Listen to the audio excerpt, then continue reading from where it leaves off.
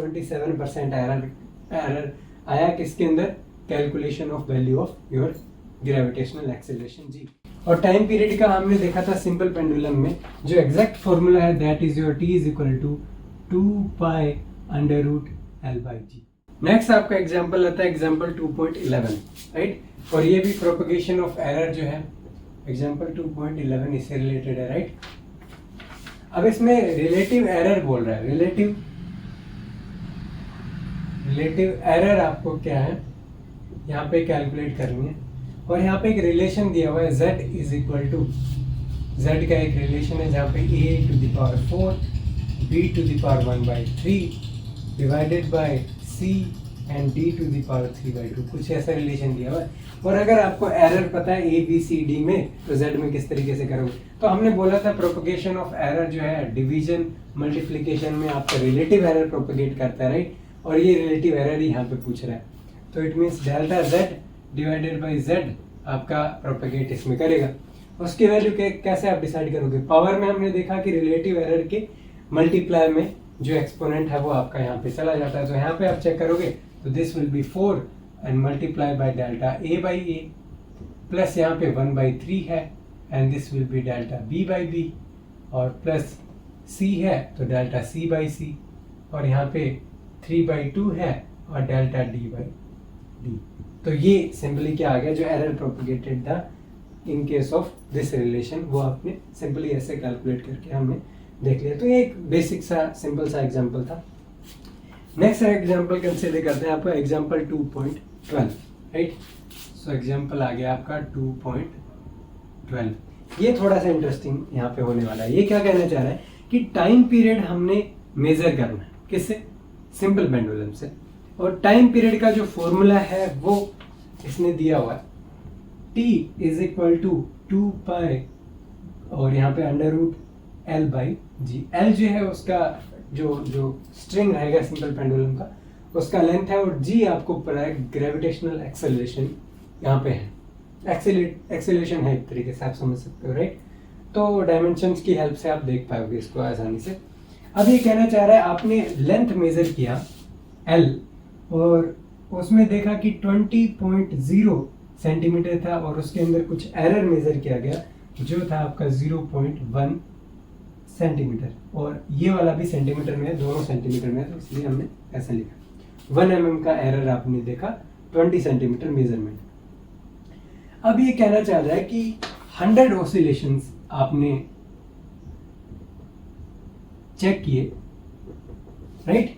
किस चीज के लिए, टाइम पीरियड मेजर करने के लिए 100 ऑसिलेशन मेजर किए, ठीक है। और 90 सेकंड में आपने उसको मेजर किया और 1 सेकंड का जो 1 सेकंड का रेजोल्यूशन है, 1 सेकंड का विद 1 सेकंड ऑफ रेजोल्यूशन। अब ये कह रहा है फाइंड द एक्यूरेसी और how accurately you have measured the value of gravitational acceleration. तो उसकी वैल्यू को हमें यहाँ पे चेक करना है, राइट। तो यहाँ पे अगर आप देखोगे इसको तो ये भी एक सिंपलेस्ट यहाँ पे केस है, राइट। तो इसको करने के लिए आप क्या करोगे, यहाँ पे 1 रेजोल्यूशन है यहाँ पे कितने में 90 ऑसिलेशंस में, राइट। तो आप यहाँ से टाइम पीरियड अगर आप निकालते हो तो टाइम पीरियड आप कैसे निकालोगे, आपने टाइम कितना लिया टोटल डिवाइडेड बाय आपके ऑसिलेशंस कितने थे। सिंपल सा कंसेप्ट है, एक ऑसिलेशन में कितना टाइम लगा उसको हम बोलते हैं टाइम पीरियड। उसको निकालने के लिए टोटल टाइम हमने 90 सेकेंड लिया, उसमें रेजोल्यूशन था 1 सेकेंड का और टोटल ऑसिलेशन थे 100। हमने क्या करना है, इसको कैसे लिखूंगा 90 plus minus 1 second divided by 100, right. अब इसको लिखेंगे तब क्या आएगा, जस्ट डिवाइड करना है, this will be equal to 0.9 और प्लस माइनस 0.01। तो ये आपका time period t delta t की वैल्यू यहाँ पे आ जाती है, राइट। लेंथ में l डेल्टा l आपको पहले से पता है। अब ये कहना चाह रहा है कि कितनी एक्यूरेसी से मेजर किया है, फिर आप कह सकते हो कि परसेंटेज एरर आप एक तरीके से निकाल के इनको बता दीजिए कि कितना परसेंट जो था वो आपने इसको एक्यूरेटली यहाँ पे मेजर किया है, राइट। तो जी की वैल्यू यहाँ से अगर आप चेक करोगे तो जी की वैल्यू अगर आप करोगे यहाँ से इसी फॉर्मूला से रीअरेंज करिए फॉर्मूला को, तो g will be equal to 4 pi square l divided by t square. Normal है, दोनों तरफ स्क्वायर करिए और रीअरेंज करके ये वाला फॉर्मूला आ गया। तो यहाँ से जी की वैल्यू, अब एल की वैल्यू इतनी है, राइट, और टी की वैल्यू कितनी आ गई, 0.9 आ गई सेकेंड। तो इसकी वैल्यू आप यहाँ पे पुट करिए और जी की वैल्यू यहाँ पे कैलकुलेट करिए। एक तो वो तरीका है, जी की वैल्यू आपको पता लग जाएगी। दूसरा है कि अगर आपको रिलेटिव एरर में पूछा जाए तो सिंपल सी केस है, जी की वैल्यू एक बार आप चेक कर सकते हो, बट और डेल्टा जी भी आप निकाल पाओगे। डेल्टा जी कैसे निकालोगे, सेम वही कंसेप्ट जैसे प्रोपगेशन ऑफ एरर इस रिलेशन में हुआ था, प्रोपगेशन ऑफ एरर इस रिलेशन में भी होगा। अब इस रिलेशन में जो प्रोपगेटेड एरर है उसको कैसे लिखोगे आप यहाँ पे, अगर मैं यहाँ पे लिखूं तो that will be delta G by G will be equal to propagated error कितना होगा यहाँ पे 4 pi square is a constant, और यहाँ पे होगा डेल्टा एल बाई एल, और यहाँ पे टाइम पीरियड का स्क्वायर है, then I just have to write 2 delta T by T. तो यहाँ पे आपको क्या करना है, डेल्टा एल का वैल्यू आपको पता है, एल का वैल्यू पता है, और डेल्टा टी का भी वैल्यू पता है और टी का भी वैल्यू पता है। ये वैल्यू पुट करिए डेल्टा जी बाई जी, आपको जब आप कैलकुलेट करोगे यहाँ से तो डेल्टा जी बाई जी की वैल्यू आपको कितनी मिलती है यहाँ से जब कैलकुलेट करोगे, दैट विल बी 0.027, राइट। और ये जो है ये कितना हो गया आपका 27% हो गया, right. This is your 27% of error आपने कैलकुलेशन जब आपने किया तो उसके अंदर 27% एरर आया, किसके अंदर, calculation of value of your gravitational acceleration g. और जब आपने जो सिंपल पेंडुलम था उसकी हेल्प से आपने ये मेजर किया, राइट। तो ये था आपका एग्जांपल बेसिक जो 12 था 2.12। अब नेक्स्ट एग्जांपल को कंसिडर करते हैं। ये भी एक काफ़ी सिंपलेस्ट है एग्जांपल, और ये इंपॉर्टेंट है आपके सिग्निफिकेंट फिगर्स को समझने के लिए, राइट। और मल्टीप्लिकेशन का केस दिया हुआ है, इट मीन्स आपको सिग्निफिकेंट फिगर जो है फाइनल रिजल्ट में वो उतनी ही कंसिडर करनी पड़ेगी जितना आपने जो वैल्यूज आपने मल्टीप्लिकेशन में या फिर पावर में आपने यूज़ किए हैं उनके अंदर मिनिमम सिग्निफिकेंट फिगर्स कितने आपने यूज़ किए हैं उसके हिसाब से ही आपका फाइनल रिजल्ट के अंदर सिग्निफिकेंट फिगर जो है वो डिसाइड होंगे, राइट। सो अब डिस्कस करते हैं आपका एग्जाम्पल 2.13, राइट। अब 2.13 में क्या बोला गया है कि हमने एक क्यूब का मेजरमेंट किया, उसकी साइड का मेजरमेंट हमने लिया, राइट। तो उसका मेजरमेंट कितना आया 7.203 मीटर। अब ये कहना चाह रहा है कि आप क्या करो, इसका टोटल सरफेस एरिया निकालो। अब एक क्यूब है, उसका जो सरफेस एरिया है वो कितना हो जाएगा, 6 फेसेस हैं, और अगर ये साइड आप a लेते हो then it will be 6a square, तो ये नॉर्मल बेसिक है। और वॉल्यूम अगर आप लिखते हो तो वॉल्यूम कैसे करोगे, a क्यूब करोगे, राइट। अब ये कहना क्या चाह रहा है कि सरफेस एरिया निकालो, वॉल्यूम निकालो, राइट, और उनको अप्रोप्रिएट सिग्निफिकेंट फिगर्स तक उनको आपको लिखना, राइट। तो सिंपल, अगर मैं इसको सरफेस एरिया को a से डिफाइन करता हूँ 6, और a का वैल्यू जो यहाँ पे दिया हुआ है इसका स्क्वायर करके जो भी वैल्यू कैलकुलेटर से जो आती है वो मैं यहाँ पे लिख देता हूँ। तो इसकी सरफेस एरिया की वैल्यू आती है कैलकुलेटर से 311.299254, और ये सेंटीमीटर स्क्वायर हो गई। तो ये कैलकुलेटर से आपने वैल्यू निकाली, लेकिन इतनी सिग्निफिकेंट तो हो नहीं सकती ना सारी वैल्यूज। तो यहाँ पे आपने देखा कि यहाँ पे सिग्निफिकेंट फिगर्स हैं कितने, 4 सिग्निफिकेंट फिगर्स हैं। मैंने क्या बोला था कि जब भी मल्टीप्लिकेशन पावर डिवीजन की बात आती है तो लिस्ट सिग्निफिकेंट फिगर्स को हम हमेशा कंसिडर करते हैं। यहाँ पे 4 सिग्निफिकेंट डिजिट्स हैं, तो यहाँ भी आपकी 4 सिग्निफिकेंट डिजिट ही कंसिडर होंगी। तो A विल बी, अब यहाँ पे देखिए 311.2 है, तो आपका जो वैल्यू है that will be up to this, right. ये 9 है, ये 2 है, तो इसका क्या करना पड़ेगा 311.29। अब 29 है तो इसको क्या करना पड़ेगा 311 पॉइंट, यहाँ पे इसको राउंड ऑफ किया 311, और ये कितना हो गया 3 हो गया, because 9 is greater than 5, right. तो ये आपका क्या हो गया मेजरमेंट किसका हो गया 311.3 और यहाँ पे मीटर सेंटीमीटर स्क्वायर था और मीटर स्क्वायर, अब मीटर स्क्वायर आई थिंक, या sorry it's in metre square, right. Similarly volume में ए क्यूब किया, तो अब कैलकुलेटर से जो वैल्यू कैलकुलेट करोगे दैट विल बी 373.714754। कैलकुलेटर इतना बड़ा वैल्यू आपको कैलकुलेट करके देता है, बट इसमें आपको सिग्निफिकेंट फिगर्स हमेशा 4 ही रखने होंगे।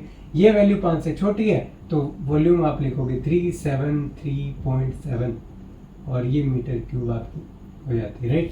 सो आई होप कि आपको समझ आ गया होगा कि कैसे इसमें कैसे मेजरमेंट और कैसे सिग्निफिकेंट फिगर्स को आपको हमेशा कंसिडर करना है फाइनल रिजल्ट में। और एक छोटा सा एग्जांपल है, नेक्स्ट एग्जांपल, उसको भी हम थोड़ा सा देख लेते हैं, राइट। तो ये एग्जांपल है आपका एग्जांपल कितना 2.14, छोटा सा एग्जांपल है तो ज़्यादा टाइम नहीं लेगा। ये बोल रहा है कि मास दिया हुआ है आपको कितना 5.74 gram of a substance occupied, volume भी आपको दिया हुआ है और आप बोल रहे हैं कि डेंसिटी इसकी निकालो और उसको अप्रोप्रिएट आपको क्या करना है, सिग्निफिकेंट फिगर्स में आपको उसको डिफाइन करना है। तो डेंसिटी कैसे निकालोगे, मास डिवाइडेड बाय वॉल्यूम, तो rho will be equal to mass इसने दिया हुआ है कितना 5.74 डिवाइडेड बाय वॉल्यूम कितना दिया हुआ है 1.2। डिवीजन का केस है, वही रूल लगेगा, मिनिमम सिग्निफिकेंट फिगर्स के हिसाब से फाइनल रिजल्ट लिखना है। कैलकुलेटर मेरे को वैल्यू कितना निकाल के देगा, कुछ 4.8 और आगे तक वैल्यू होगी, बट यहाँ पे देखिए सिग्निफिकेंट फिगर्स कितने हैं, 2 हैं, तो यहाँ पे सिग्निफिकेंट फिगर कितने आने चाहिए, 2 आने चाहिए। तो ये आप राउंडिंग ऑफ वगैरह करके कैलकुलेटर से देखिए 4.8 ग्राम पर सेंटीमीटर क्यूब जो है that will be your final answer in this, right. तो ये आपका हो गया एग्जाम्पल 2.14। तो छोटा सा एग्जाम्पल था, ज्यादा कोई लेंथी इसको करने की जरूरत नहीं है। हमने मेन कंसेप्ट तो पहले ही समझ लिया है कि भाई जैसे भी आपने प्रॉब्लम देखा और आपने मिनिमम सिग्निफिकेंट फिगर्स आपको चेक किए मल्टीप्लिकेशन डिवीजन में, उसके हिसाब से फाइनल रिजल्ट को एडजस्ट किया। अगर मल्टीप्लिकेशन सब्ट्रैक्शन है देन उस केस में आपको क्या करना है, उस केस में आपको ओनली लिस्ट प्रिसीजन जो है उसको आपको चेक करना है, उसके हिसाब से आपका फाइनल रिजल्ट एडजस्ट हो जाएगा, राइट। तो ये था आपका एग्जाम्पल 2.14 और नेक्स्ट हम कंसिडर करेंगे आपका क्या एग्जाम्पल जो 15 है उसको। तो एक बार थोड़ा क्लीन कर लेते हैं, उसके बाद हम क्या करेंगे, आपका जो नेक्स्ट एग्जाम्पल है उसको हम थोड़ा देखेंगे, राइट। अब हम डिस्कस करते हैं आपका एग्जाम्पल 2.15, राइट।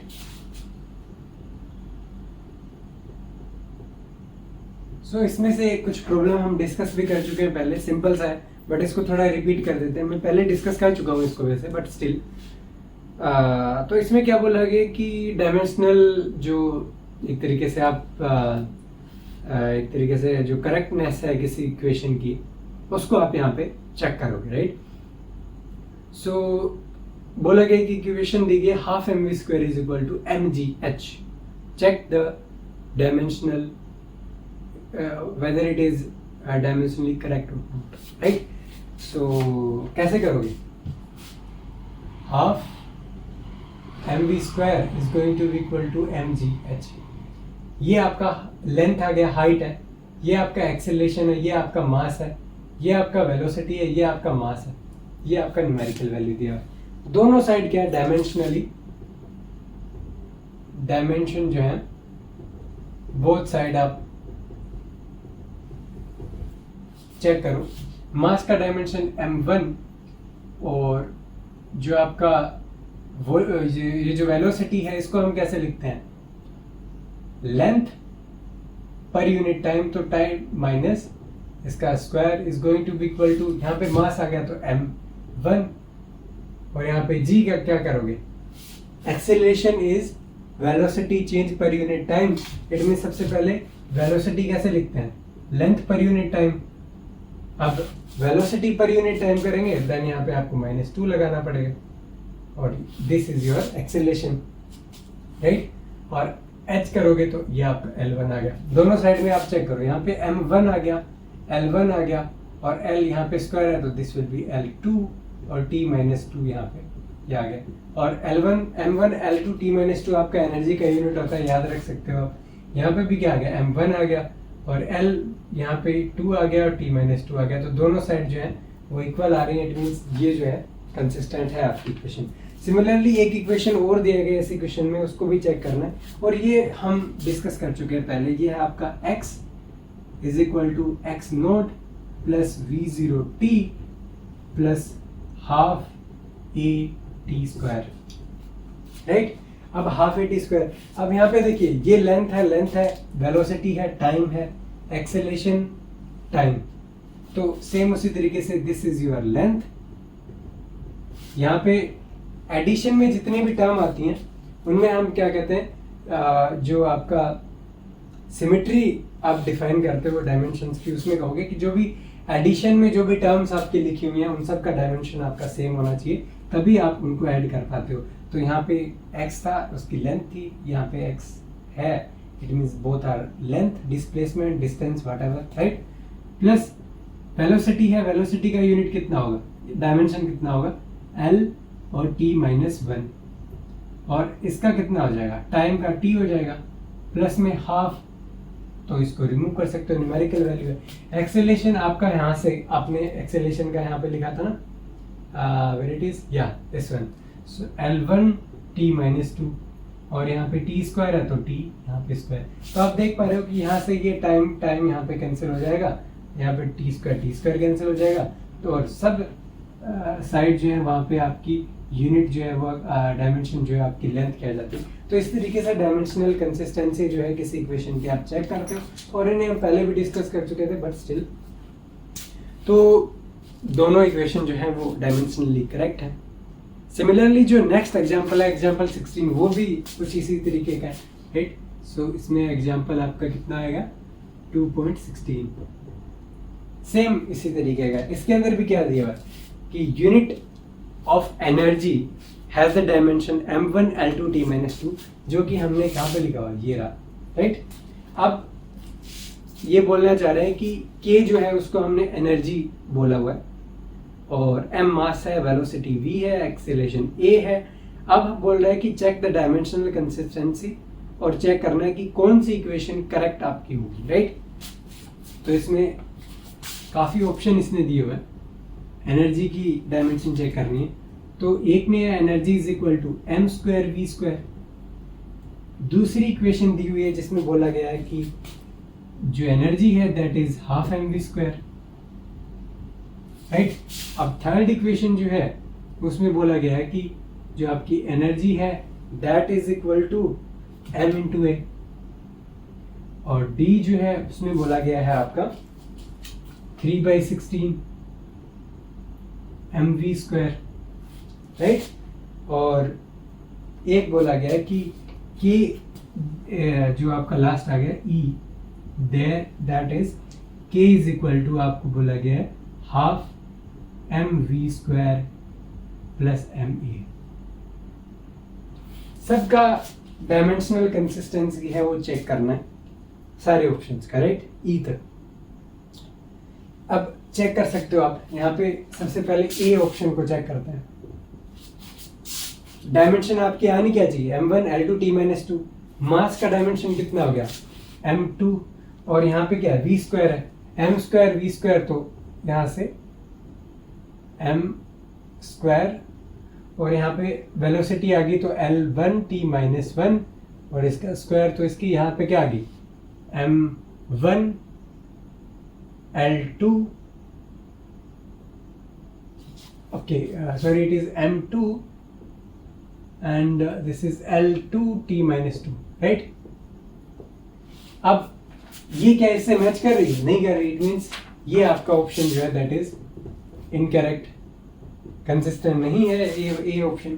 बी ऑप्शन में हाफ एम वी स्क्वायर, तो ये वाला कंसिस्टेंट हो जाएगा, बिकॉज यहाँ पे m एक एक्स्ट्रा आ रहा है ना, m1 l2 t minus 2 will be your energy.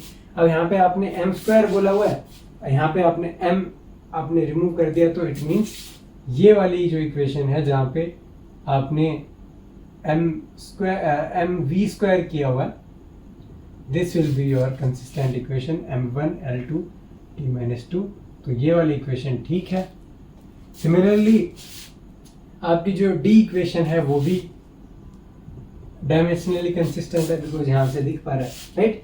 But आप देखोगे कि हर बार कोई ज़रूरी नहीं है कि डायमेंशनली करेक्ट अगर इक्वेशन है तो वो हमेशा राइट ही होगी, बिकॉज यहाँ पे देख पा रहे हो half M V square kinetic energy define करते हैं, बट 3/16 एम वी स्क्वायर जो है ये काइनेटिक एनर्जी की एक तरीके से टर्म होती नहीं है, तो 3/16 एम वी स्क्वायर, तो आप कहोगे कि डायमेंशनली करेक्ट तो है बट एक्सप्रेशन राइट नहीं है, न्यूमेरिकल वैल्यू थोड़ा सा डिफरेंट है इसीलिए, राइट। तो ये तो हो गया आपका ऑप्शन बी, डी भी हो गया। सी ऑप्शन को देखते हैं। सी में क्या है, यहाँ पे एम ए लिखा हुआ है, एम ए लिखा हुआ है तो mass that will B m1, और एक्सेलेरेशन का यूनिट लिखना है तो एक्सेलेरेशन आपका क्या आ गया यहाँ पे ये वाला, तो L1 t-2, तो आपका रिजल्ट क्या है m1 L1 t-2, ये किसके आ गई, फोर्स की यूनिट आ गई, बट ये एनर्जी की यूनिट नहीं है ना, तो ये भी आपका डायमेंशनली कंसिस्टेंट नहीं हुआ। डी हम कर चुके हैं, ई ऑप्शन को देखते हैं। ई ऑप्शन में लिखा हो गया है कि half M V square plus M A is going to be equal to your energy, ये तो चलो ठीक है। यहाँ पे समेशन में जितनी भी टर्म्स हैं उन सब का डायमेंशन काइनेटिक एनर्जी या फिर एनर्जी के इक्वल होना चाहिए। ये वाली टर्म एनर्जी है, ये वाली टर्म भी एनर्जी है, हम चेक कर चुके हैं, बट ये वाला टर्म जो है एम ए वो यहाँ पे नहीं है, तो ये पूरा इक्वेशन आपका कंसिस्टेंट नहीं होगा, that will B inconsistent depending upon your you will say the concept of dimensionally it is not consistent with your equation, right। Homogeneity यहाँ पे नहीं हो रही डायमेंशन की, उसकी वजह से ये आपका इनकरेक्ट हो जाता है, राइट। तो इस तरीके से हमने 15, 16 को डिस्कस किया, राइट। अब जो नेक्स्ट एग्जांपल है वो आपका 17 है, उसको थोड़ा डिस्कस करते हैं। उसके लिए थोड़ा सा स्पेस मैं यहाँ बना देता हूँ, राइट।